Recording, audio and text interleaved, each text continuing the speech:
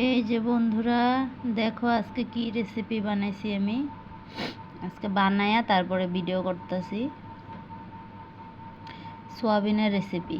এখানে দিছি আলু, আছে কোয়াশ, টমেটো, ফোড়নে দিয়েছি শুকনা জিরে আর গোটা গরম মশলা।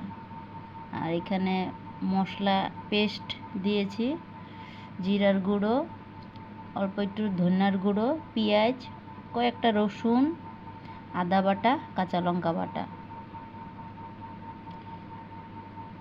মাখা মাখা করে বানাইছি মাংসর মতন। এরকম খাইতে অনেক ভাল লাগে। তোমরা ঘরে ট্রাই করে দেখবা। অনেক মাংসর মতন হয়, চিকেনের মতন হয়, খাইতে অনেক ভালো লাগে। যদি ভালো লাগছে ভিডিওটা লাইক, শেয়ার, সাবস্ক্রাইব করবা, সাথে কমেন্ট করবা। ভালো থেকো, সুস্থ থেকো।